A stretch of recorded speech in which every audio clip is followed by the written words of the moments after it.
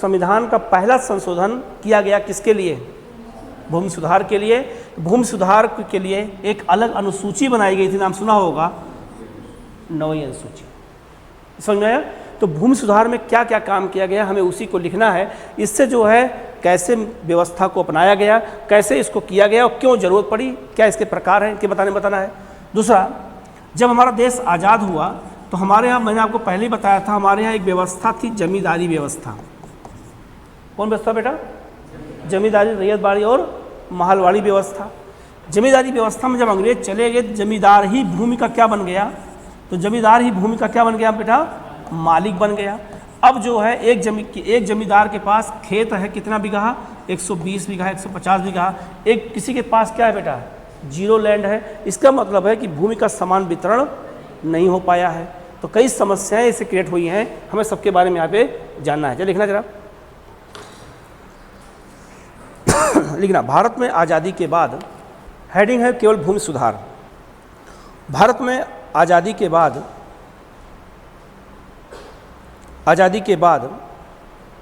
कई चुनौतियां थीं, कई चुनौतियां थीं, लेकिन उसमें सबसे बड़ी चुनौती भूमि सुधार को लेकर उत्पन्न हुई।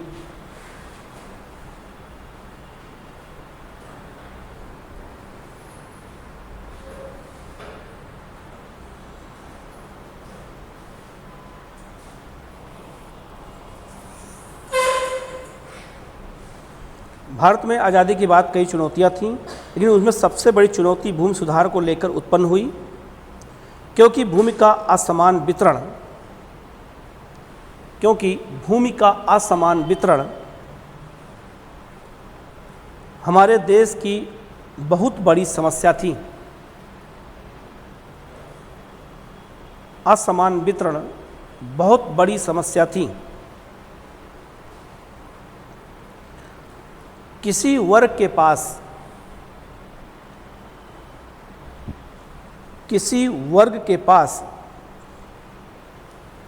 अधिक जमीन,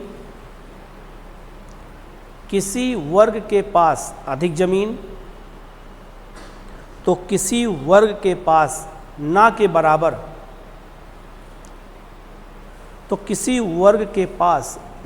बराबर जमीनें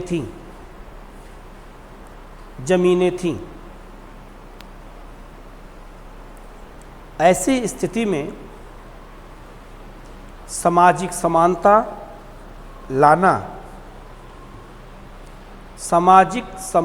लाना, गरीबी दूर करना भारत के लिए एक चुनौती थी। भारत के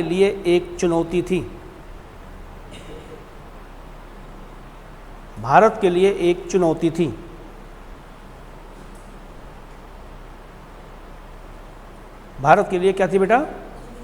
एक चुनौती थी। ठीक है, डालो हेडिंग, भूमि सुधार की प्रक्रिया।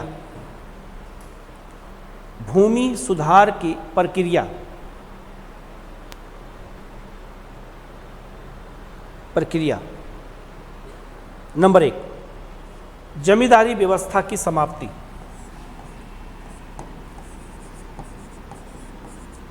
जमींदारी व्यवस्था की समाप्ति। ठीक है, क्या था ये? तो पहले कानून जब बनाया गया, सबसे पहले क्या किया गया कि कोई भी जमींदार नहीं रहेगा। बात समझ में आया? कोई स्पेशल जमींदार नहीं रहेगा, क्योंकि एक आर्टिकल हमारे संविधान में है, आर्टिकल कौन सा? 18। क्या कहता है आर्टिकल 18? क्या कहता है?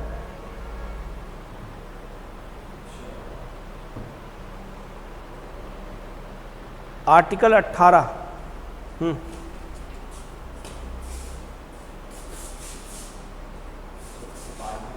उपाधियों का अंत।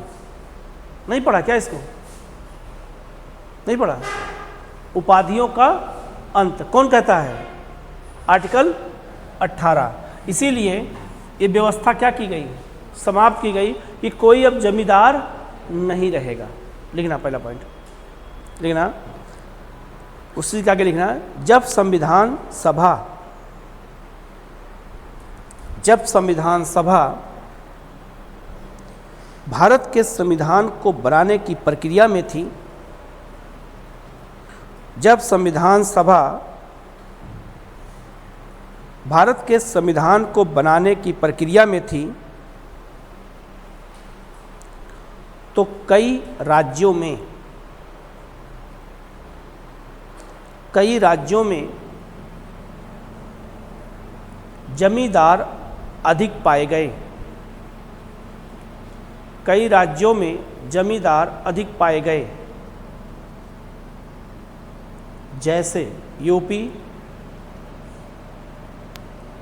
बिहार, एमपी, पश्चिम बंगाल, असम आदि।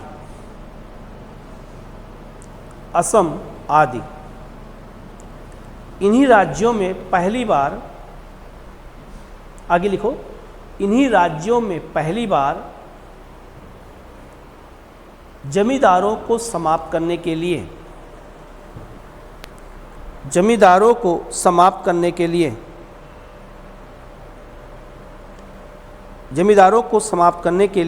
प्रयास किया गया।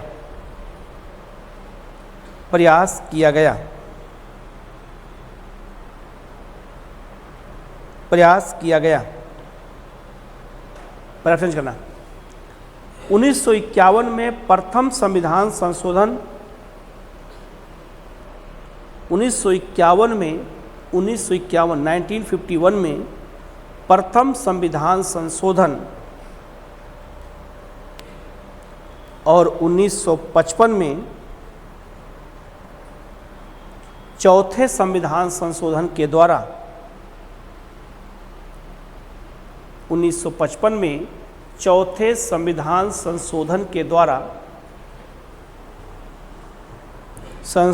के द्वारा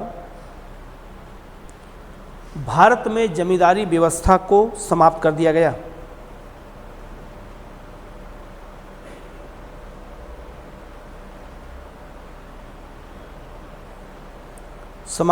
गया। अंडरलाइन कर लेना। अब आपसे पूछा जाएगा कि जमींदारी व्यवस्था भारत में कब समाप्त की गई? तो पहले और चौथे संविधान संशोधन अधिनियम के द्वारा। ठीक है, अगला पॉइंट, संविधान में भूमि सुधार से जुड़ी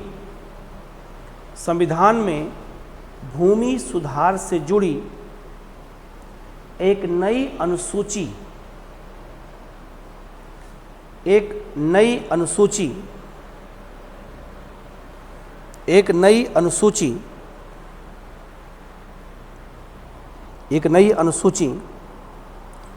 9वीं जोड़ी गई।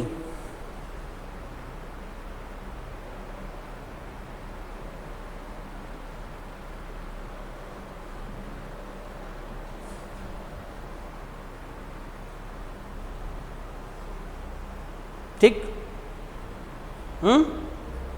चलिए, तो पहला भूमि सुधार में बेटा पहला स्टेप क्या अपनाया गया? जमींदारों का अंत।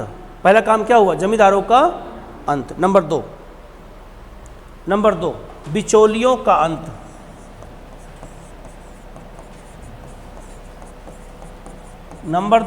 बिचौलियों का अंत। इनको एक शब्द में अगर कहें तो दलाल। क्या कहेंगे बेटा? दलाल कहेंगे। ठीक है, बीच में जो है पैसा लेने वाले कि जमीनों, खास करके किसानों जमीन बेचने वाले, उनको क्या कहते हैं? प्रॉपर्टी डीलर आज कहते हैं। थोड़ा सम्मानित शब्द लगा दिया गया है, प्रॉपर्टी डीलर। लेकिन उनको अगर हिंदी में कहें तो क्या कहेंगे? दलाल कहेंगे। ये समझ में आया? तो बिचौलिया लोग क्या करते थे, औने पौने दान पे ज़मीन बेचते थे और ख़रीदते थे। इससे किसानों को क्या होता था बेटा, नुकसान होता था। इसीलिए इस व्यवस्था को भी क्या किया गया, समाप्त। लिखना, आज़ादी के बाद भारत में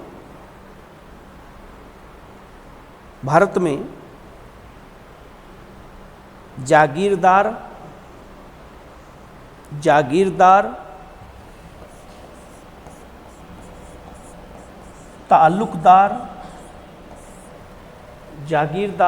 ताल्लुकदार जैसे बिचौलिया भी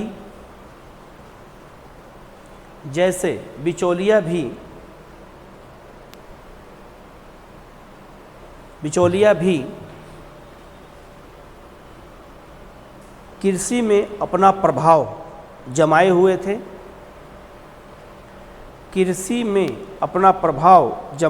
थे।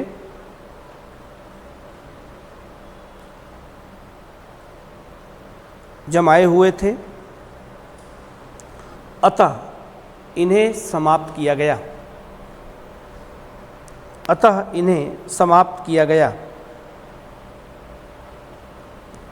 अर्थात अब कोई बिचौलिया नहीं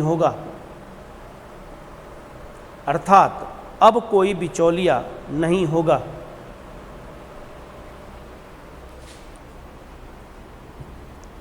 ठीक है। तीसरा, काश्तकारी सुधार। तीसरा है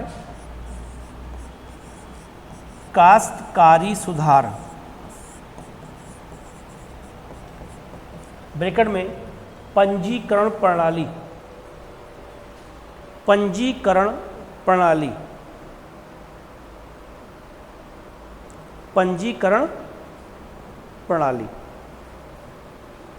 शुरू करें, ध्यान देना बेटा।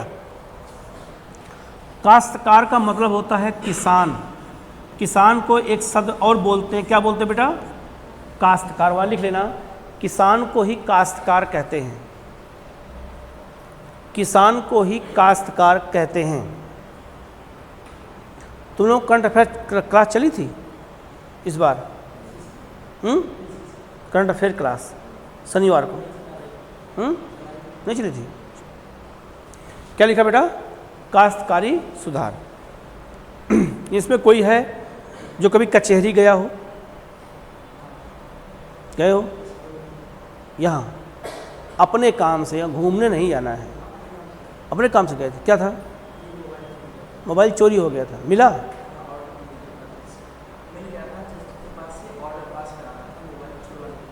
अच्छा, और कोई जमीन का विवाद में कोई गया कभी? नहीं गया है, कोई बात नहीं। आपके पिताजी के नाम कुछ जमीन होगी, ठीक है? जमीन दो नाम से होती है। एक कृषि भूमि, जहाँ पे कृषि हो रही है, एक भूमि वो, उसे कहते हैं खेतौनी। क्या बोलते हैं, सुना होगा ये सब नाम, उसे खेतौनी कहते हैं। एक होती है आबादी भूमि, जहाँ पर लोग रहते हैं। जैसे ये घर है, ये आबादी के नाम से दर्ज होगी। ये ज़मीन तुम्हारे नाम क्या है? आबादी। वहाँ लिखा होगा कि आप इस पर घर बना के रहेंगे, कृषि नहीं करेंगे। लेकिन जो कृषि भूमि होगी उसका नाम क्या होगा? खेतौनी। बात समझ आया? अब अगर मान लो किसी की कृषि भूमि है और ये उसका लैंड है और सड़क जा रही हो और सड़क 20 से जाना हो, तो जब तक किसान ज़मीन नहीं देगा तब तक सरकार ज़मीन नहीं ले सकती है। ये बात याद रखना, नियम है। जैसे अगर तुम्हारा घर है यहाँ और सड़क जा रही है और तुम्हारा घर उसमें आ जाता है, तो अगर तुम जहाँ रहते हो सरकार उस ज़मीन को ले लेगी, आप कुछ नहीं कर सकते हैं। आपको सरकार मुआवजा देगी या आपको अलग घर दे देगी। चाहे आप ज़मीन ले लो, चाहे ज़मीन का जो मार्केट के हिसाब से 3 गुना पैसा ले लो, या फिर सरकारी नौकरी ले लो। लेकिन सरकारी नौकरी में नहीं कि आईएएस दे दो हमें, हम आईएएस लेंगे चाहे जो हो जाए, ये नहीं होगा। समझ आया? 3 विकल्प होता है ज़मीन का। दूसरा, लेकिन अगर बेटा कृषि भूमि है तो सरकार ज़बरदस्ती नहीं कर सकती है। वो आपसे रिक्वेस्ट करेगी कि आप अपनी ज़मीन हमें दे दो और मार्केट के हिसाब से आपको क्या देंगे, हम पैसा देंगे। बस समझ आया? तो खेतौनी भूमि कोई ले नहीं सकता है, ये बात याद रखना। अगर किसी के पिताजी का किसान होंगे तो पूछना, एक आबादी की होती है और एक क्या होती है बेटा, खेतौनी भूमि होती है। ठीक है, तो खेतौनी भूमि पर किसी का जल्दी अधिकार नहीं होता है। तो सरकार ने क्या किया कि जो किसान, जिन किसानों को सरकार ने ज़मीन दिया, उस ज़मीन का रजिस्ट्रेशन उन्हीं के नाम किया जिनको ज़मीन दी गई। बात समझ में आया? जैसे मान लो आप किसान हैं और मैं आपको ज़मीन का एक एक टुकड़ा दे दिया सबको, तो जो हम ज़मीन का टुकड़ा आपको देंगे उसे कहते हैं पट्टा। क्या बोलते हैं बेटा?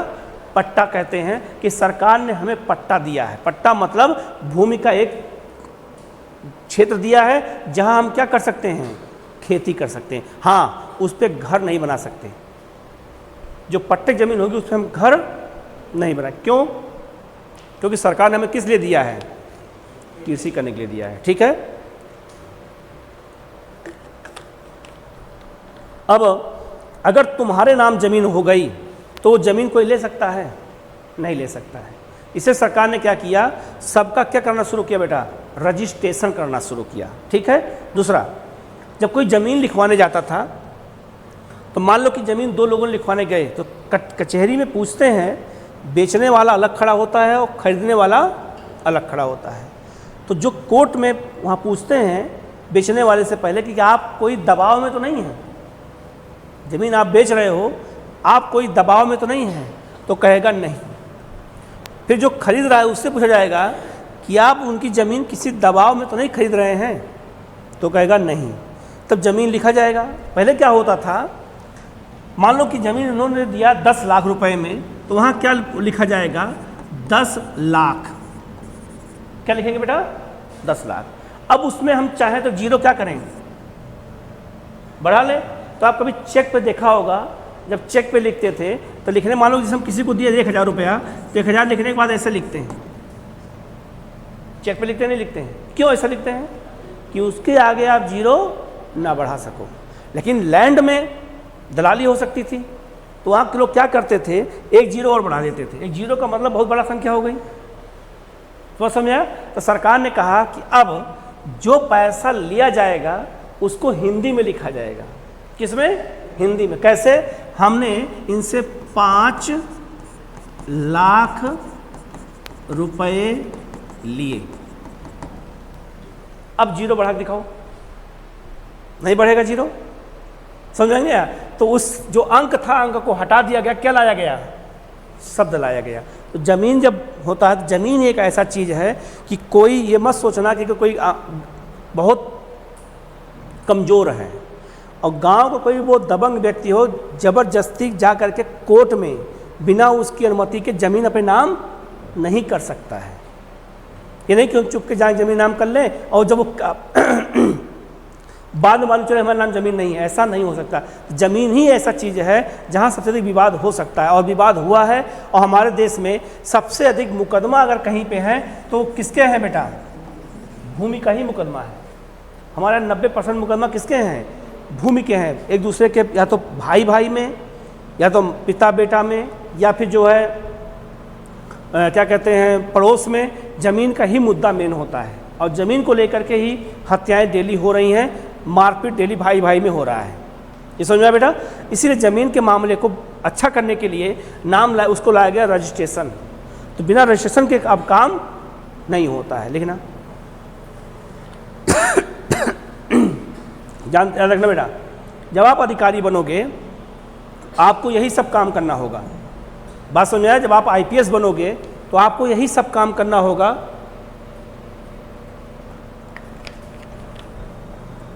IAS बनोगे तभी यही काम करना होगा। जा जाके सबके भूमि के समझौते को ही काम करना है वहाँ। बात समझ में आया? मारपीट होगी किसका पता लगा, भूमि विवाद को लेके। तो इसीलिए चीज़ों को हमें यहाँ समझना होगा, इसीलिए इसको चैप्टर शामिल किया गया है। तो लिखना, काश्तकारी का अर्थ किसान हो, काश्तकार का अर्थ किसान होता है। काश्तकार का अर्थ किसान होता है काश्तकार का अर्थ किसान होता है। इसके अंतर्गत किसानों की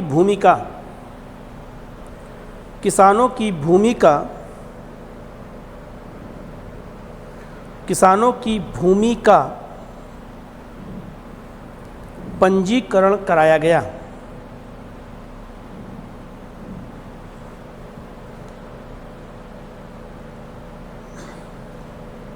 पंजीकरण कराया गया। काश्तकारी कानून लागू होने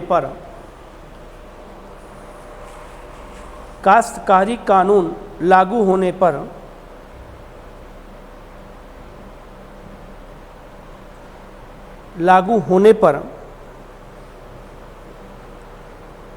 किसानों को भूमि का एक निश्चित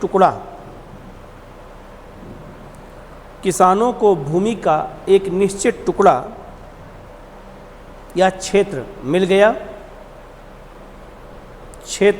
गया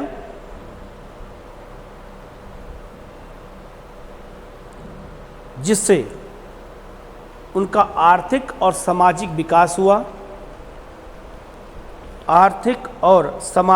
विकास हुआ और गरीबी दूर करने में मदद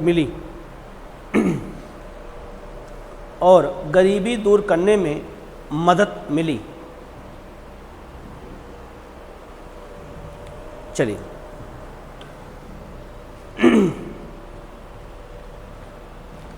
एक शब्द सुना होगा, गरीब। सुना है? सुना है गरीब? कहाँ सुना? अभी हमारे मुंह से। इससे पहले सुना कभी गरीब? कहाँ? गरीब देखा है? कहाँ? रोड पे क्या कर रहे थे? फुटपाथ पे क्या पैसे मांग रहे थे। और जो भीख मांगने और तो ज़्यादा अमीर रहते हैं।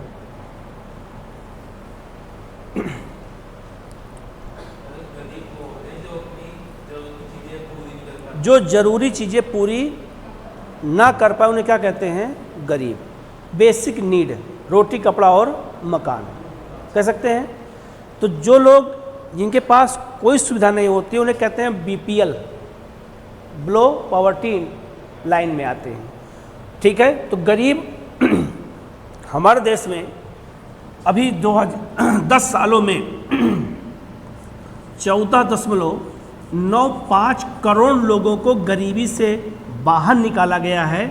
कब से कब? तो 2011-12 से 2014-15 से लेकर 23 तक कितने लोगों को गरीबी निकाला गया बेटा?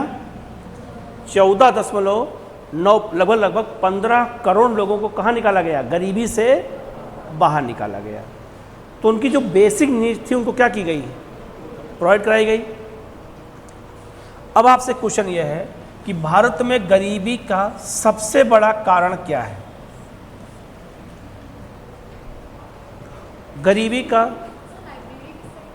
गरीबी का सबसे बड़ा कारण क्या है? बेरोजगारी। तो बेरोजगारी सबसे बड़ा कारण क्या है? गरीबी।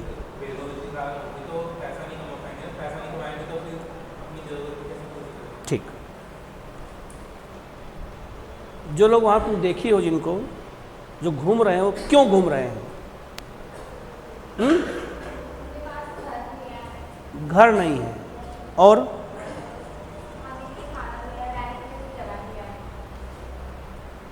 मतलब अरे रहने का स्थान नहीं, घर नहीं, कितनी बार बोलोगे उसी बात को? भारत में गरीबी का क्या कारण है? बता दिया उन्होंने। और कोई कारण कभी सोचा इस मामले में?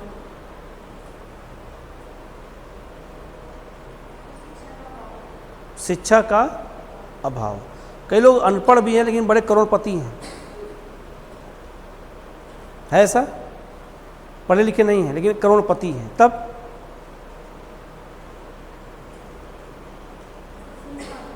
जनसंख्या का अधिक होना। ठीक।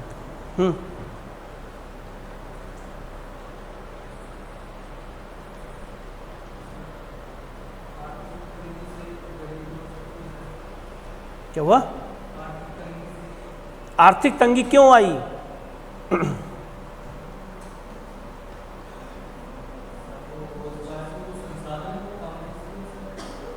संसाधन कम है। ठीक।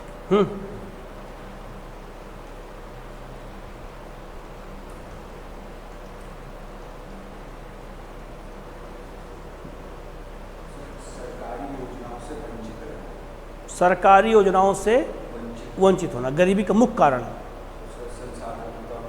एक भारत का राजा था बलबन, नाम सुना है?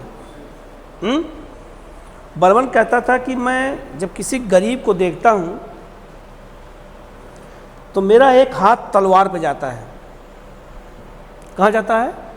तलवार पे, कि तलवार उठाऊं और इसी गर्दन काट के इसको मार डालूं। किसने कहा? ये बलबन कहता था अगर मैं किसी गरीब को देखता हूँ तो ये मन करता है कि हाथ उठाऊं, तलवार उठाऊं और क्या करूं? गर्दन काट दूं। क्यों कहा उसने?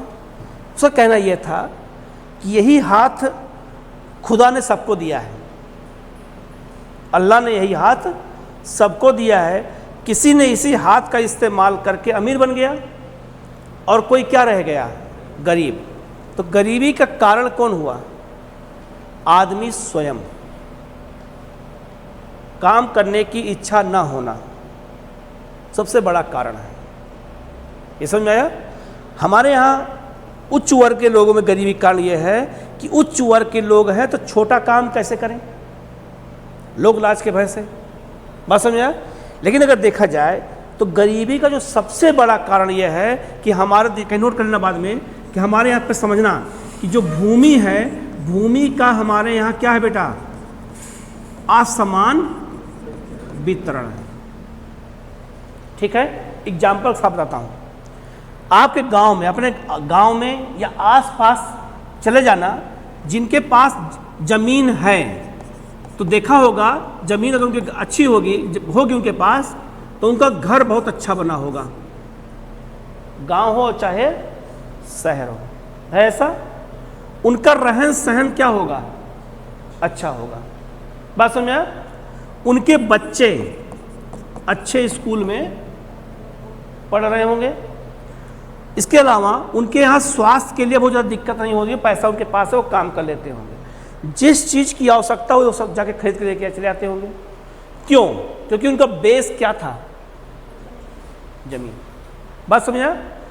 अब दूसरी तरफ जिनके पास भूमि नहीं है तो क्या कर रहे हैं? मजदूरी। तो मजदूरी करेंगे, जितना मजदूरी करेंगे जितना कमाएंगे उतना खा लेंगे, तो बचत तो होगी नहीं। और जब बचत नहीं होगी और जब उनकी अगली पीढ़ी आएगी तो हमने उनको गरीबी उपहार में दिया। हम अपने बच्चे को क्या देंगे? गरीबी उपहार में देंगे। अगर किसी के पिता अमीर हैं तो बेटा भी अमीर रहेगा, अगर वो लायक है तो। नहीं तो बेच देगा तो अलग बात है। लेकिन जो पिता की संपत्ति है वो किसको ट्रांसफर हुई? तो बेटा तो जन्मजात अमीर बन गया ना। लेकिन अगर पिता के पास जमीन ही नहीं है तो बेटा अमीर बन पाएगा? नहीं बन पाएगा। तो उसे विरासत में क्या मिला? गरीबी मिली। तो अभी अपने बेटे को विरासत में क्या देगा? गरीबी। अगर वो लायक नहीं रहा तो ये समझ में नहीं आया? तो गरीबी का सबसे बड़ा कारण क्या बताओगे बेटा? भूमि का असमान वितरण। ये सबकी जड़ है। बात समझा? शिक्षा, अशिक्षित होना, जनसंख्या का अधिक होना, ये भी कारण है गरीबी का। लेकिन ये सब गौण कारण है। मुख्य कारण कौन है बेटा? भूमि का असमान वितरण। ये समझ में नहीं आया? अपने गांव में जाओ, ध्यान लगाओ, आपके गांव में कुछ लोग ऐसे होंगे जो बिल्कुल गरीब होंगे, लेकिन पता करोगे तो या तो उनके पास ज़मीन बिल्कुल नहीं होगी या ज़मीन बहुत कम होगी जिससे उनकी आवश्यकताएं पूरी नहीं हो रही। ऐसा है? डालो हो। अगला, भूमि का सीमांकन।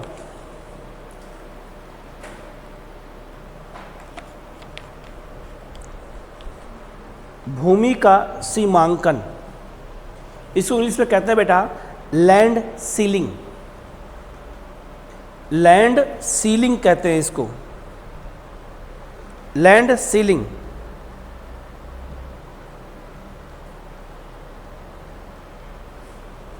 लैंड सीलिंग क्या है?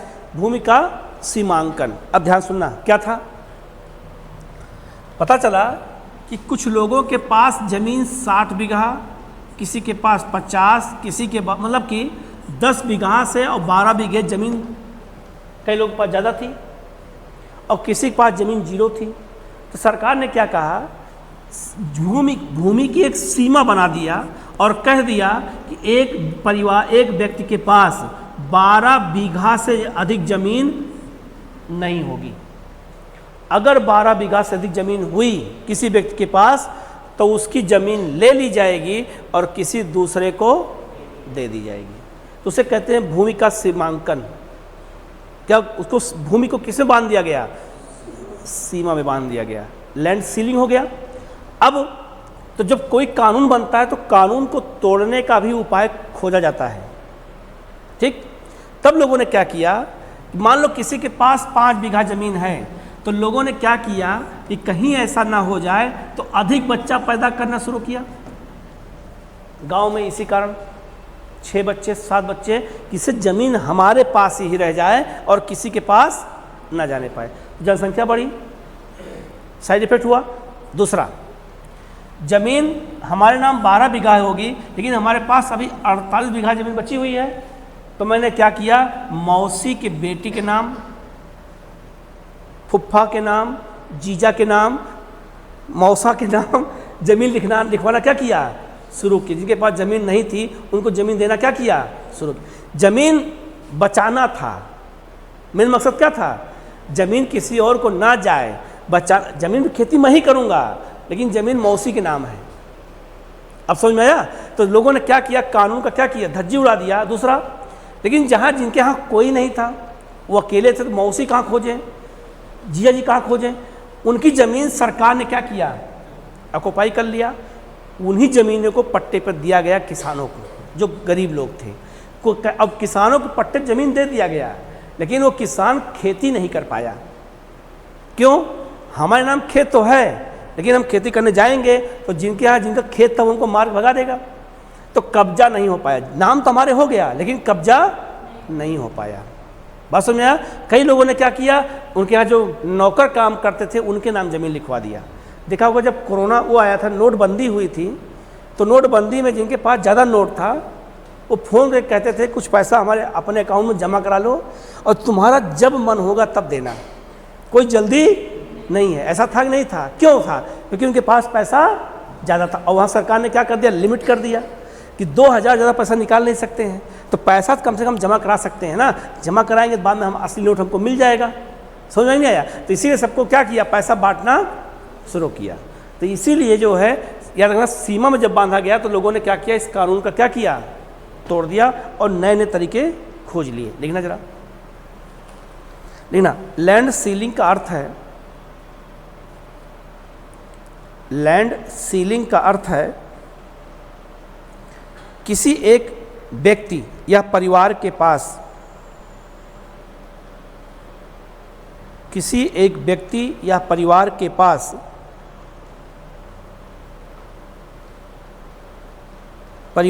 पास जमीन को एक सीमा में तय करना, सीमा में तय करना।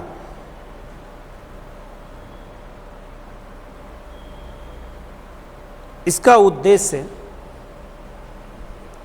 उद्देश्य यह था बची हुई जमीन को, इसका उद्देश्य यह था बची हुई जमीन को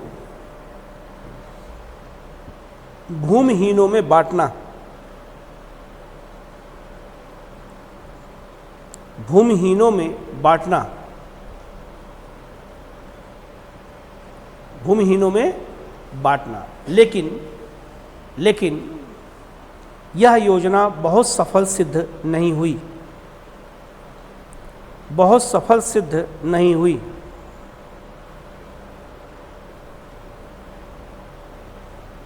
सफल सिद्ध नहीं हुई।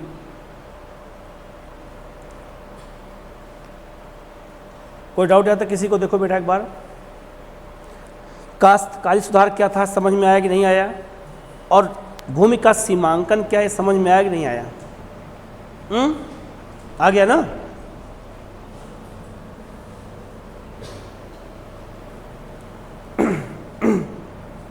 नेक्स्ट लिखो चकबंदी। चकबंदी नाम सुना है? तुम सुना नाम? नहीं सुना आज तक? कहाँ से आए हो तुम लोग? ये भी नहीं सुना? चकबंदी लिखो जरा। चकबंदी लिख दिया? लिखना लिखना। चक का अर्थ है खेत और बंदी का अर्थ है बांधना, और बंदी का अर्थ है बांधना, अर्थात खेत को बांधना या इकट्ठा करना। खेत को बांधना या इकट्ठा करना चकबंदी कहलाता है। चकबंदी कहलाता है।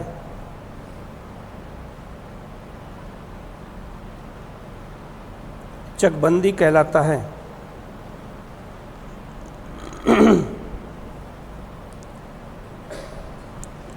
शुरू करें। यहाँ है कोई गांव से है, गांव से खेत देखा है? कभी खेत गई हो देखने के लिए? हमारा यही खेत है, देखा है कभी? या केवल सेल्फी लेने गई हो मेरा खेत है? देखा है?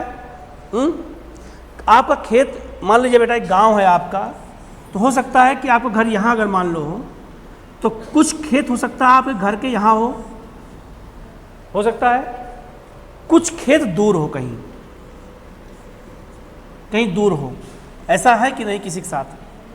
एक साथ नहीं है, कहीं कहीं दूर दूर है। तो क्या समस्या आती होगी कि यहाँ पर मान लो एक छोटा खेत है, तो सिंचाई समस्या आती होगी। जब पड़ोसी सिंचाई करेगा तो हम सिंचाई कर पाएंगे, नहीं सिंचाई नहीं कर पाएंगे। तो हमेशा मन में आता होगा कि काश हमारा खेत सब एक जगह इकट्ठा होता, कितना मज़ा आता। ऐसा कभी दिमाग में आया कि नहीं आया? पिताजी हमेशा कहते होंगे, और ख़ास करके जो यहाँ दूर, जो घर से दूर खेत होगा, वहाँ नुकसान ज़्यादा होता होगा। कभी नील गाय या जानवर खा लेते होंगे, कोई देखने नहीं गया, तो अक्सर मन में आता होगा कि सारा खेत क्या होना चाहिए था? एक स्थान होना चाहिए था। तो चकबंदी का मतलब यही हो गया कि आपके खेत को एक जगह इकट्ठा कर दिया जाए, जिससे खेती अच्छी हो सके, रखवाली हो सके। उसके लिए क्या करना पड़ेगा? तो हमें अपनी ज़मीन दूसरों को देनी पड़ेगी और दूसरी ज़मीन अपनी लेनी पड़ेगी। मान लीजिए हमारे बगल पड़ोस में किसी और ज़मीन है, और यहाँ जो ज़मीन मेरी यहाँ उसके बगल में है, तो मैं अपनी ज़मीन उसको दूंगा और उसकी ज़मीन मैं ले लूँगा। ऐसा हो सकता नहीं हो सकता है? तो इसी क्या कहते हैं? चकबंदी, अर्थात चक को, खेत को एक जगह पर क्या करना? बांध देना। ये योजना सफल नहीं हो पाई। क्यों? पहला, कुछ किसानों को ये लगा, ज़मीन से हमारा लगाव होता है कि हमारे पिताजी की ज़मीन थी, ये ज़मीन हमारे पिताजी ने खरीदी थी, ये ज़मीन मैं तुम्हें कैसे दे दूँ? ये एक पहला कारण। दूसरा, पता लगा कि ये ज़मीन ज़्यादा उपजाऊ है, ज़मीन कम उपजाऊ है, तो हम कम उपजाऊ ज़मीन कैसे ले लें और इनको अधिक उपजाऊ ज़मीन कैसे दे दें? बात समझ आया? दूसरा, पड़ोसी जो होता है उसको ज़मीन नहीं देना है। बात समझ नहीं आया? किसी दूसरे को बेच देना है, लेकिन पड़ोसी को नहीं देना है। तो पड़ोसी अगर दे देंगे तो उसका खेत ज़्यादा हो जाएगा, बड़ा हो जाएगा, इकट्ठा हो जाएगा, और हमारा इकट्ठा ना हुआ तब क्या होगा? इसीलिए सरकार की योजना क्या हो गई? असफल हो गई, चकबंदी वाली। लेकिन चकबंदी का लाभ किसको मिला? पंजाब को, हरियाणा को मिला। हरियाणा में है कोई? हरियाणा में खेत बड़े बड़े हैं, इस जगह इकट्ठा हैं, लगभग बहुत कुछ ऐसे खेत होंगे जो दूर हो सकते हैं, लेकिन अधिकांश खेत क्या होंगे? इकट्ठा है एक जगह पे। बात समझा? अब आप कभी पंजाब चले जाओ, पश्चिमी उत्तर प्रदेश चले जाओ, हरियाणा चले जाओ, तुम्हें खेत कभी खाली नहीं मिलेगा। कुछ ना कुछ पैदा होता रहेगा, कुछ ना कुछ पैदा होता रहेगा। कुछ नहीं करेंगे तो चरी बो देंगे उसमें, या बाजरा बो देंगे, कुछ ना कुछ करते रहेंगे, खेत खाली नहीं हो सकता है।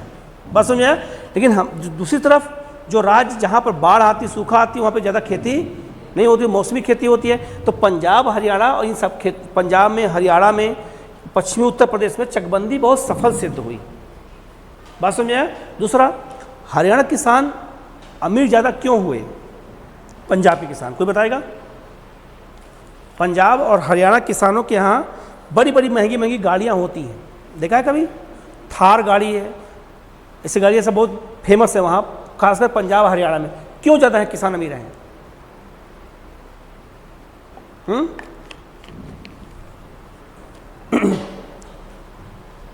बताओ। उपजाऊ तो हर जगह है लगभग, लेकिन फिर भी यही किसान क्यों ज़्यादा अमीर हैं? कभी सोचा? एक तो हरित क्रांति के क्षेत्र में था, तो हरित क्रांति का लाभ तुम लोगों को डायरेक्ट मिला, बात समझ आया? पहला चीज़। दूसरा, तुम दिल्ली के नज़दीक रह गए। हरियाणा पंजाब किसके नज़दीक है? दिल्ली, और दिल्ली है बाजार, मार्केट है। तो दिल्ली से अगर कोई हाईवे बनेगा तो हरियाणा होते हुए हाईवे आएगा, तो ज़मीन कहाँ चली गई? हाईवे में। उसका पैसा मिला 3 गुना ज़्यादा, तो पैसा क्या करेंगे? तो गाड़ी खरीदेंगे, बड़े बड़े घर बनाएंगे, देखा होगा बड़े बड़े घर बनते हैं हरियाणा में, ठीक है, जिसे बनते हैं ना किला टाइप के, रहते हैं 3 लोग लेकिन बना है किला, ऐसा है कि नहीं? दूसरा, पंजाब हरियाणा की जितना पुरुष काम करते हैं उतना काम महिलाएं करती हैं, और महिलाएं पुरुषों से ज़्यादा काम करती हैं। खाना बनाती हैं, ट्रैक्टर भी चलाती हैं, ठीक, और कम से कम 10, 15, 20, 25 पशु भी पालती हैं, गाय भैंस पालती हैं, दूध भी बेचती हैं, सब बेचती हैं। दूसरी तरफ हमारे यहाँ यूपी में, बिहार में महिलाएं घूंघट काट चलती हैं, तो ट्रैक्टर बैठते हैं कि गिर जाएंगी, चलाने के बाद बहुत दूर है। मैं अपनी बात बताऊं, हमारे मम्मी, हमारी चाची जितनी हैं, आज तक उन्होंने हमारा खेत देखा ही नहीं, कहाँ है खेत। एक दिन मैं रास्ते में जा रहा था, मैंने कहा ये अपना खेत है, ये अपना खेत है, उनको विश्वास ही नहीं हो रहा था। बात समझ नहीं? कहने मतलब यह है कि घर से बाहर निकला मौका नहीं मिला। लेकिन पंजाब हरियाणा में महिलाएं जितना काम पुरुष करते हैं उससे दुगना काम कौन करता है? महिलाएं। तो सारा काम एक साथ हो जाता है। बात समझ नहीं है? इसीलिए पंजाब हरियाणा क्या है? आगे है। दूसरा, पूर्वी उत्तर प्रदेश बिहार के लोग कभी दिमाग में नहीं आएगा कि हम लाओ चावल का दूसरे देशों में निर्यात करते हैं, बस बनिया को बेच दिया, काम खत्म। लेकिन पंजाब हरियाणा के किसान चावल का, गेहूं का क्या करते हैं? निर्यात करते हैं। कहाँ? तो पता लगा कि ईरान को, सऊदी अरब को, तो वहाँ से डॉलर पैसा आता है, एक्सचेंज होता है, उसका लाभ मिलता है। बात समझ आया? जैसे गेहूं तुम्हारे यहाँ है, एक एक किसान मिनिमम कम से कम 200-250 बोरी गेहूं पैदा करते हैं। पैदा करते नहीं करते हैं? और हमारे यहाँ यूपी में, यहाँ गेहूं इतना बड़ा होता है, और यूपी में गेहूं इतना बड़ा, पूर्वी उत्तर प्रदेश में। बात समझ आया? तो फसल क्या हो गई? पैदावार क्या हो गई? कम हो गई। ये सब कारण है। इसी वजह से पंजाब हरियाणा क्या हो गया बेटा? आगे निकल गया। लिखना उससे आगे लिखना। इससे किसानों को कृषि करने, देखभाल करने में मदद मिलती है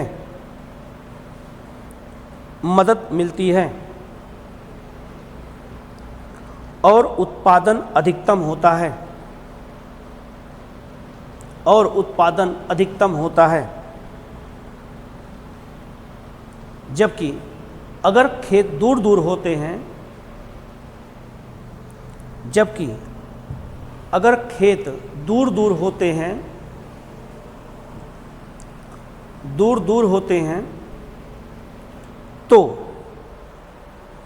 तो सिंचाई देखभाल की समस्या उत्पन्न होती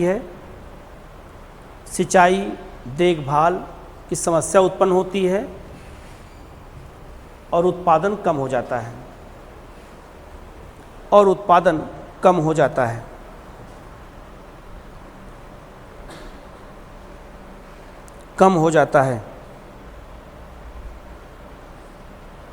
कोई डाउट बेटा यहाँ तक? चलिए, डालो हेडिंग भूमि सुधार की विफलता के कारण।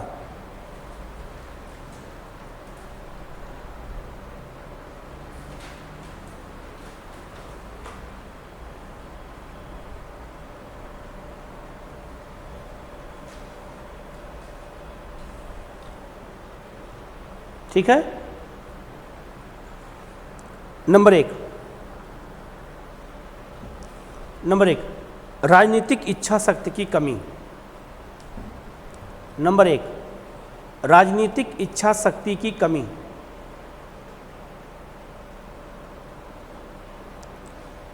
राजनीतिक इच्छा शक्ति की कमी। ठीक है, तो नेता भी नहीं चाहे कि ये व्यवस्था हम लागू करें। दूसरा, कानूनों और नियमों में कमियां। कानूनों और नियमों में कमियां। नियमों में कमियां। तीसरा, बड़े किसानों को अधिक लाभ हुआ लेकिन छोटे किसानों को नुकसान हुआ। बड़े किसानों को अधिक लाभ हुआ लेकिन छोटे किसानों को नुकसान हुआ।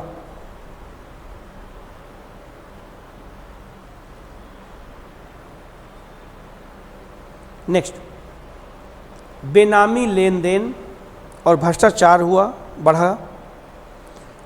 बेनामी लेन देन और भ्रष्टाचार बढ़ गया।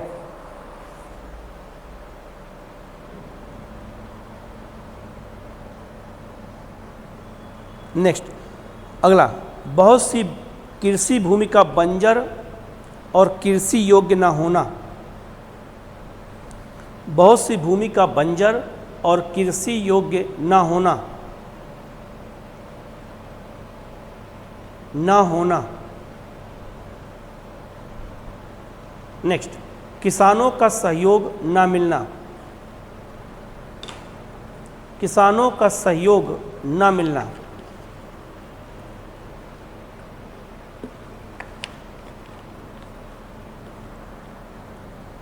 इस वजह से योजना क्या हो गई बेटा? फेल हो गई। ठीक है, डालो हेडिंग भारत की विदेश नीति। पॉलिटी वाले सर ने पढ़ाया होगा लेकिन इसमें मैं अपने एंगल से पढ़ाऊंगा। ठीक है, भारत की विदेश नीति, ध्यान देना बेटा।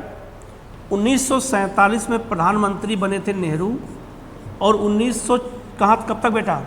64 तक, 64 तक, जिसको कहते हैं नेहरू युग। क्या बोलते हैं बेटा? तो हमें इसी के बारे में पढ़ना है, विदेश नीति। उसके आगे हमें नहीं जाना है, उसके आगे पॉलिटिक विषय है, हमारा विषय यहीं तक है। ठीक है, तो लिखना जरा, लिखना नेहरू के अधीन विदेश नीति। नेहरू के अधीन विदेश नीति। नेहरू के अधीन विदेश नीति लिखना। वैश्विक स्तर पर, वैश्विक स्तर पे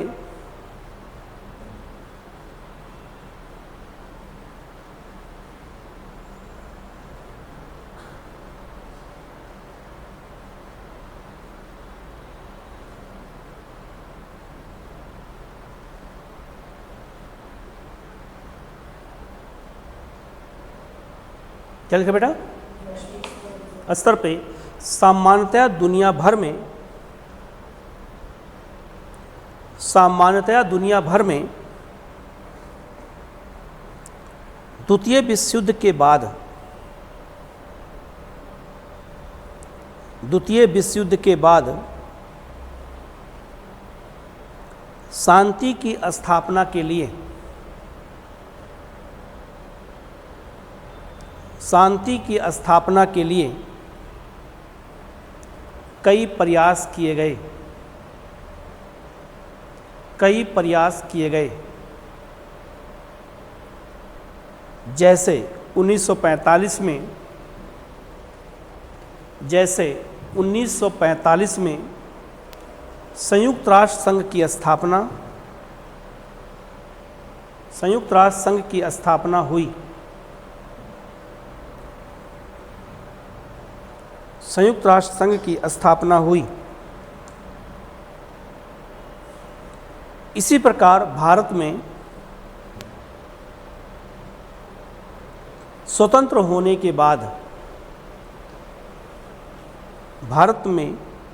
होने के बाद एक शांति प्रिय विदेश नीति की आवश्यकता महसूस हुई। एक शांति प्रिय विदेश नीति की आवश्यकता महसूस हुई।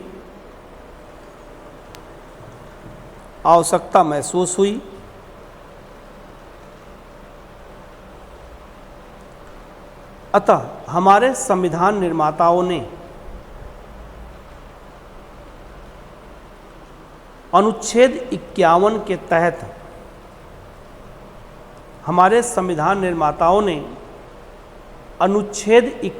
के तहत राज्य के नीति निर्देशक सिद्धांतों में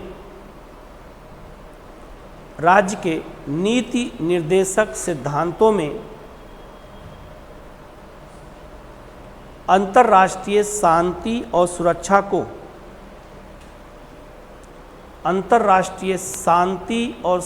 को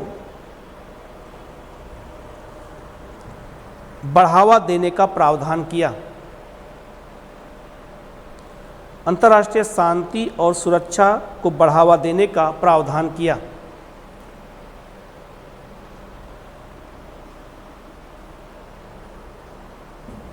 ठीक है, प्रैक्टिस करना। नेहरू की विदेश नीति के कई उद्देश्य थे।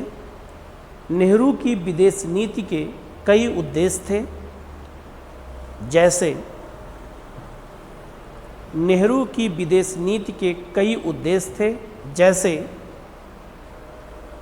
नंबर एक,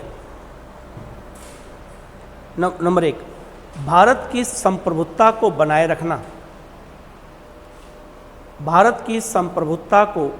रखना। दूसरा, क्षेत्रीय अखंडता का संरक्षण।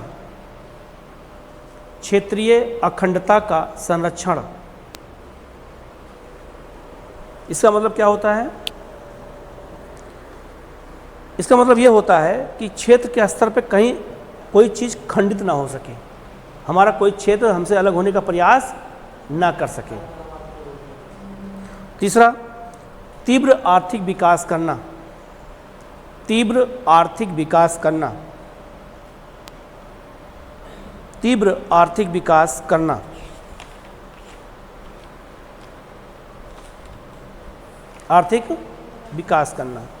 डालो हेडिंग, भारत पाकिस्तान संबंध। भारत पाकिस्तान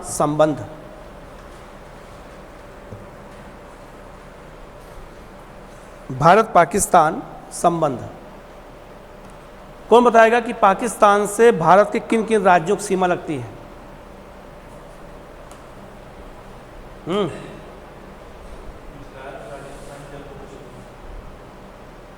गुजरात, राजस्थान, जम्मू कश्मीर, पंजाब। सही बोला?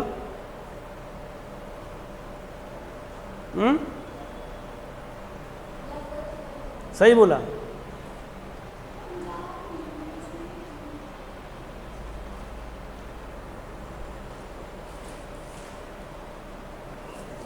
सही बोला?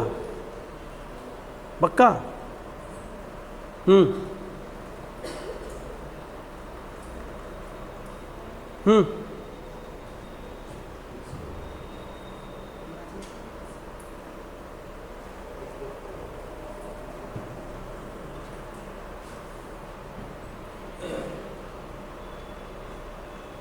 अब जरा मैप देख के बताओ जरा। अब जरा एक बार मैप देखो, पाकिस्तान से भारत के किन किन राज्यों की सीमा लग रही है?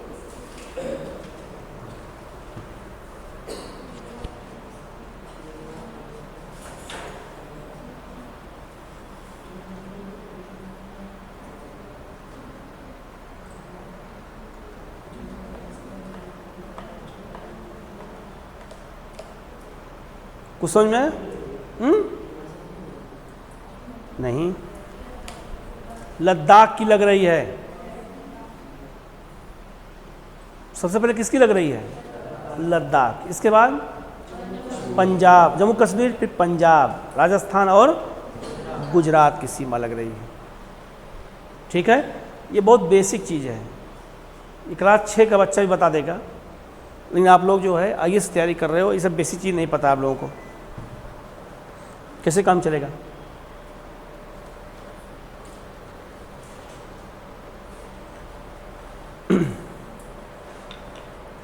एक बार मैं मेट्रो में आ रहा था, एक बच्चा था अपनी माँ की गोद बैठा हुआ था मेट्रो में, और उसकी एज मुश्किल से रही होगी 4 साल या 4.5 साल, 5 साल एज नहीं थी उसकी, और अपनी माँ की गोद में बैठा हुआ था।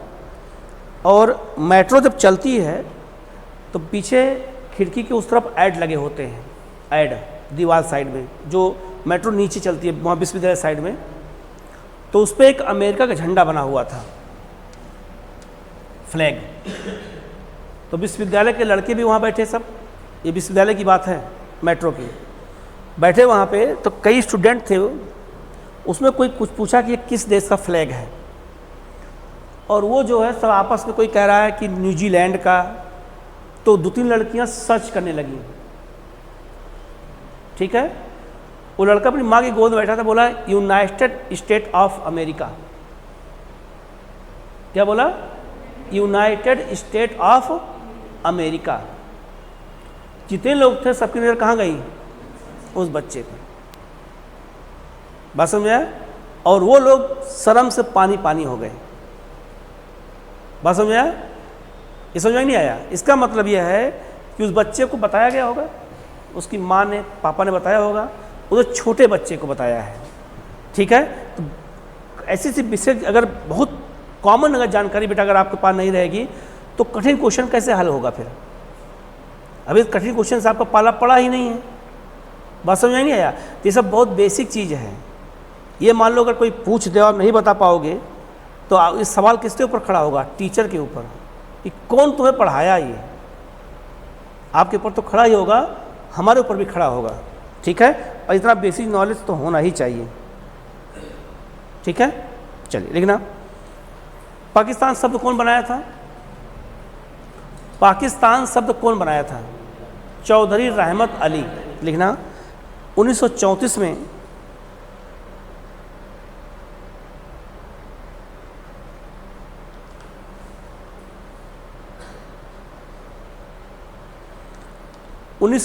में चौधरी रहमत अली ने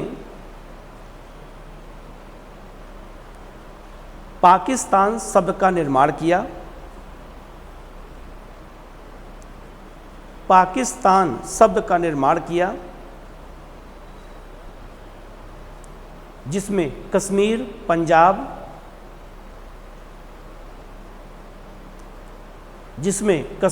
पंजाब, अफ़गान, सिंध और बलूचिस्तान के क्षेत्र शामिल थे। बलूचिस्तान के क्षेत्र शामिल थे।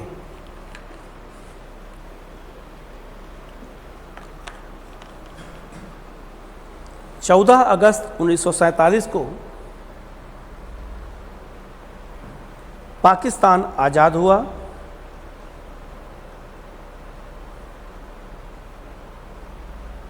और वहाँ के पहले गवर्नर जनरल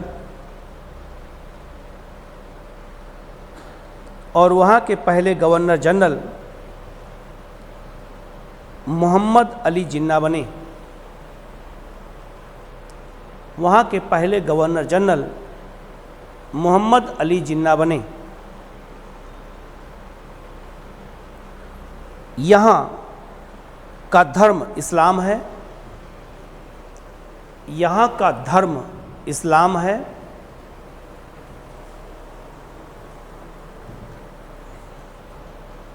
लेकिन यह एक लोकतांत्रिक संघीय देश है। यह लोकतांत्रिक संघीय देश है।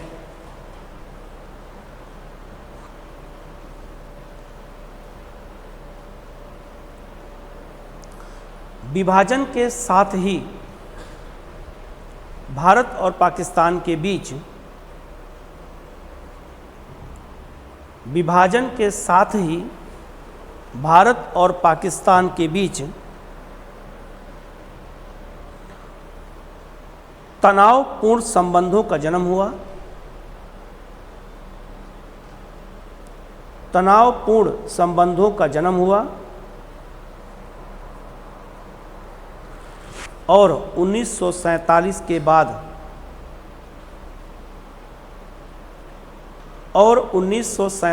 के बाद कश्मीर का मुद्दा सबसे महत्वपूर्ण मुद्दा बन गया। कश्मीर का मुद्दा सबसे महत्वपूर्ण मुद्दा बन गया।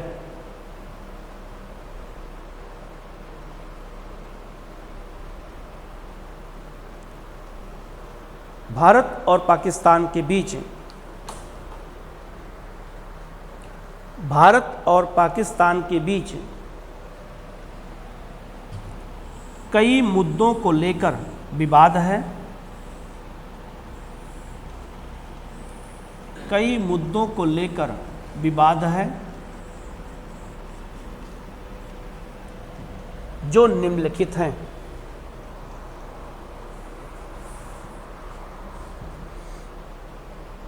जो निम्नलिखित हैं। नंबर 1, कच्छ के क्षेत्र को लेकर विवाद।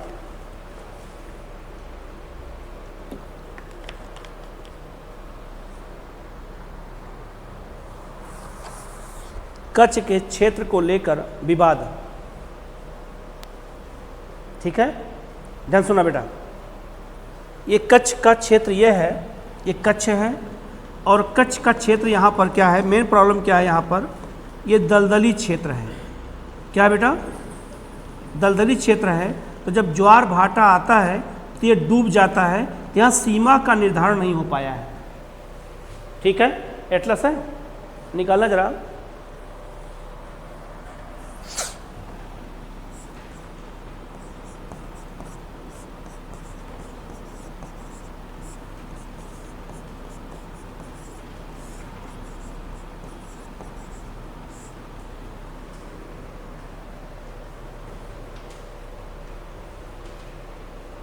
ठीक है, जम्मू कश्मीर में देखो वहाँ पर जगह लिखा होगा, वहाँ सॉरी लद्दाख में, सॉरी कच्छ में एक जगह लिखा होगा सर क्रीक, एक जगह लिखा होगा कोरी क्रीक।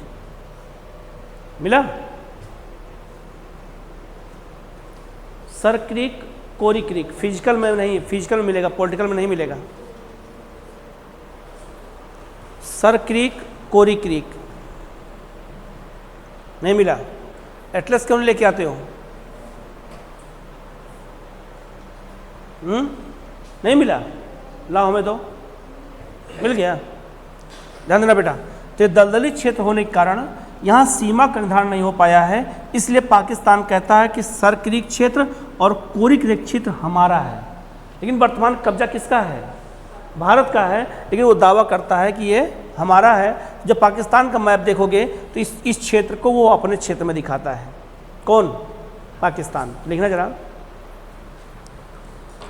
गुजरात के कच्छ का क्षेत्र दलदली होने के कारण, गुजरात के कच्छ का क्षेत्र दलदली होने के कारण यहाँ सीमा का निर्धारण नहीं हो सका है। यहाँ सीमा का निर्धारण नहीं हो सका है,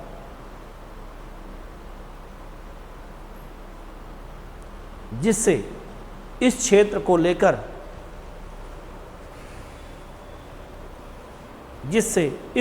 को लेकर दोनों देशों के बीच विवाद है। इस क्षेत्र को लेकर दोनों देशों के बीच विवाद है। ठीक है, वर्तमान में इस क्षेत्र पर भारत का अधिकार है, लेकिन भारत का अधिकार है, लेकिन पाकिस्तान इस पर अपना दावा करता है, इस पर अपना दावा करता है।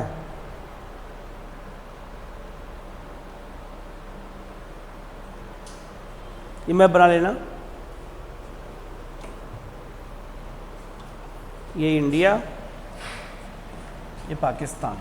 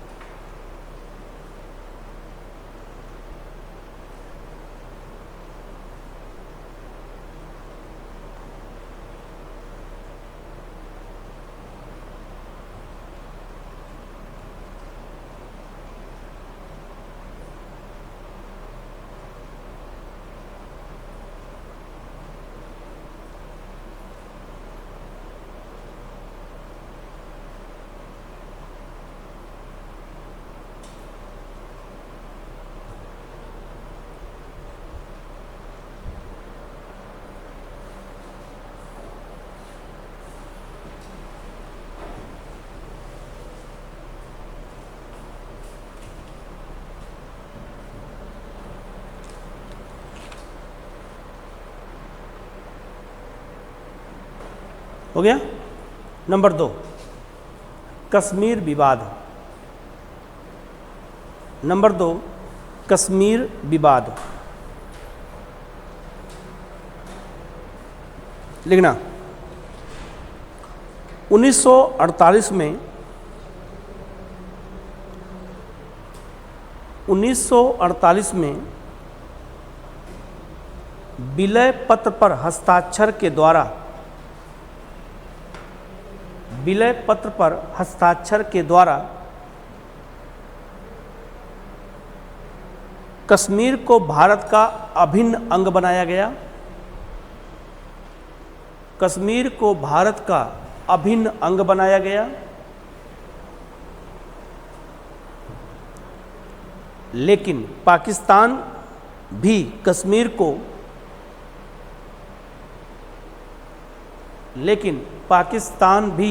कश्मीर को अपना अभिन्न अंग मानता है, अपना अभिन्न अंग मानता है।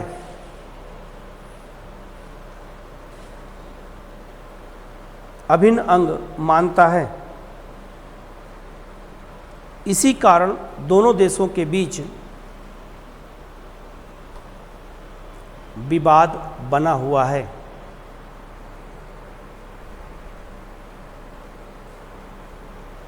बाकी आगे मैंने बताया दिया था कश्मीर समस्या क्या थी। तीसरा, ध्यान देना बेटा, तीसरा कारण क्या है? आतंकवाद। क्या है बेटा? आतंकवाद। तो पाकिस्तान का जो आतंकवादी संगठन है वो भारत में क्या फैलाता है? आतंकवाद फैलाता है। इसीलिए देखा होगा कि आतंकवाद के कारण, लगातार आतंकवादी घटनाओं होने के कारण भारत ने वर्तमान में पाकिस्तान से अपने सारे संबंध को क्या किया है? तोड़ दिया है। भारत ने पाकिस्तान में, हमेशा पाकिस्तान कहता है कि हम भारत से कश्मीर के मुद्दे को छोड़ के बाकी हर मुद्दे बात करने को तैयार हैं। कौन कहता है? पाकिस्तान। भारत कहता है कि हम सब मुद्दों पे बात करेंगे, पहली बात। दूसरा, अब हम बात तुमसे तब करेंगे जब तुम आतंकवाद को जीरो लेवल पे लाओगे तब। जब तक आप आतंकवादी घटनाओं करते रहोगे, हमारे यहाँ आतंकवाद भेजते रहोगे, तब तक मैं आपसे किसी भी कीमत पर, किसी भी स्तर पे टॉक नहीं करेंगे, बात नहीं करेंगे। देखा होगा, इसीलिए भारतीय क्रिकेट टीम पाकिस्तान में नहीं जाती है। 2014 जब से मोदी गवर्नमेंट आई है, इंडियन टीम पाकिस्तान नहीं गई खेलने के लिए। वहाँ पे मैच होना था एशियाई कप का क्रिकेट का। भारत ने कहा कि हम मैच आपके साथ खेलेंगे, लेकिन सऊदी अरब में वहाँ खेलेंगे, दुबई में खेलेंगे, हम आपके घर वहाँ देश में नहीं आएंगे। 2025 में चैंपियन ट्रॉफी होने वाली है, वो भी पाकिस्तान में होने वाली है। भारत ने कहा कि हम वहाँ नहीं जाएंगे, हमारे मैच पाकिस्तान से बाहर कराए जाएं। ये समझ में आया? ठीक है। तो सबसे बड़ा मुद्दा क्या हो गया बेटा आजकल? आतंकवाद। तो भारत ने कहा कि हम आपसे तभी बात करेंगे जब तुम आतंकवाद को जीरो लेवल पे लेके आओगे तब। पाकिस्तान में इतनी महंगाई क्यों है वहाँ आजकल? देखा होगा, बहुत हाहाकार मचा हुआ है। तो वहाँ का, यहाँ से आटा, यहाँ से तेल, यहाँ से टमाटर, यहाँ से सब्जियाँ सब कहाँ जाती थीं? पाकिस्तान में। तो पाकिस्तान में सस्ता रहता था। आज पाकिस्तान में वो सब चीज़ें क्या हो गई हैं? महंगी हो गई है। वहाँ टमाटर आज 4 साल से 300 रुपये के नीचे आया ही नहीं है। ये समझ में नहीं आया? तो इसका मतलब यह है कि महंगाई वहाँ क्या हो गई है बेटा? ज़्यादा हो गई है। वहाँ हम बात किससे करें? जैसे मान लो भारत पाकिस्तान बात करना चाहें, एक टेबल लगाएं, तो यहाँ इंडिया की ओर से केवल एक आदमी बैठा हुआ है बात करने के लिए। राजनीतिक स्तर पे हम बात करेंगे आपसे, लेकिन यहाँ टेबल लगी है 3। हम बात किससे करें? एक टेबल पर सारे धर्मगुरु बैठे हुए हैं, मुस्लिम धर्मगुरु। दूसरे पर वहाँ की जो जनता द्वारा नाम मात्र की चुनी गई सरकार है वो है दिखावा के लिए। और तीसरा है वहाँ की सेना। वहाँ की सेना जैसे हमारे यहाँ देखा होगा, जैसे BSNL, SBI, जितनी भी सरकारी कंपनियां हैं वो सरकार चलाती है। वहाँ जितनी भी सरकारी कंपनियां, वह कौन चलाता है? सेना। अब यहाँ सरकार अगर मान लो बात करती है भारत से या इंडिया से, तो ये लोग बात नहीं करने देते। ये अपनी बात लड़ाते हैं, ये अपनी बात लड़ाते हैं, तो ये बात नहीं कर पाते हैं। ये अगर अपने मन से बात करें तो सेना इनको गिरा देगी, ये अपने मन से बात करें तो इनका प्रभाव पड़ेगा। बात समझ में आया? तो वहाँ 3 लोग हैं, हम बात किससे करें? ये समझ में आया? इसीलिए मेन प्रॉब्लम है। तो भारत ने बीच में क्या लगा दिया? आतंकवाद। आतंकवाद को जीरो पे लाओगे तभी अब तुम्हारी बात होगी, चाहे वो कश्मीर मुद्दा हो और चाहे कोई मुद्दा होगा, हम बात उसी पर करेंगे। दूसरा, कश्मीर के मुद्दे पर तो हमारी बात एकदम स्टैंड क्लियर है कि आप, अगर हम आपसे बात करेंगे तो हम कश्मीर आपको नहीं देंगे, लेकिन जो कश्मीर आपने ऑक्युपाइड किया है वो आप हमें देंगे। इसी मुद्दे को लेकर भारत पाकिस्तान के बीच में कश्मीर मुद्दा बना हुआ है। पाकिस्तान कहता है कि वो कश्मीर हमारा है, हमें दिया जाए। भारत कहता है विलय पत्र पर हस्ताक्षर हुआ है, वहाँ के राजा ने किया, जैसे नियम था तो हर राजा ने हस्ताक्षर किया था, तो जम्मू कश्मीर राजा ने हस्ताक्षर किया है। तो वो क्षेत्र किसका होना चाहिए? हमारा। तो जिस पर तुमने कब्जा किया है वो किसको देना चाहिए? हमें। ये समझ में आया बेटा? तो लिखना पाकिस्तान प्रायोजित आतंकवाद के कारण, पाकिस्तान प्रायोजित आतंकवाद के कारण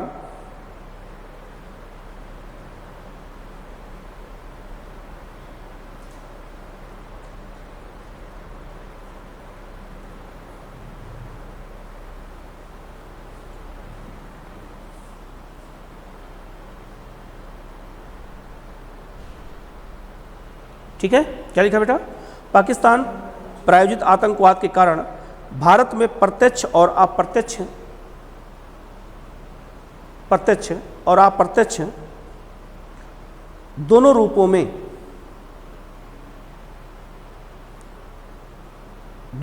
में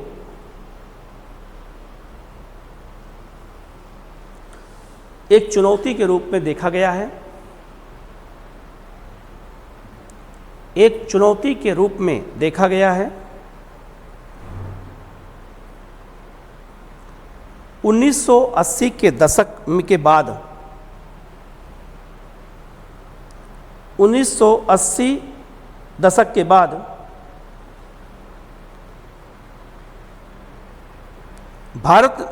पाकिस्तान ने भारत में आतंकवाद को बढ़ावा दिया।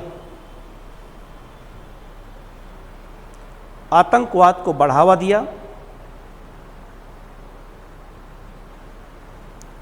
दिया और जम्मू कश्मीर, पंजाब को सबसे अधिक प्रभावित किया।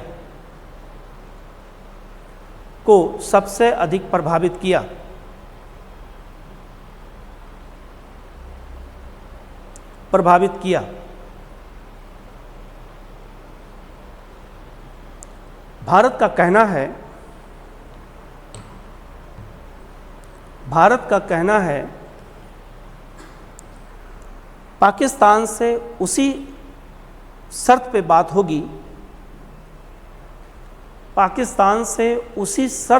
होगी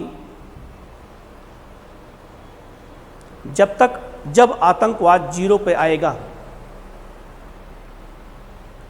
जब आतंकवाद जीरो पर आएगा,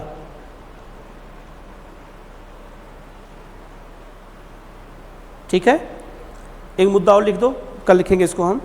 नदी जल विवाद, नदी जल विवाद, ये 4 विवाद है। अगला है नदी जल विवाद, 4 नंबर पे नदी जल विवाद। ठीक है बेटा, आज यहीं तक करते हैं, फिर मिलते हैं हम लोग।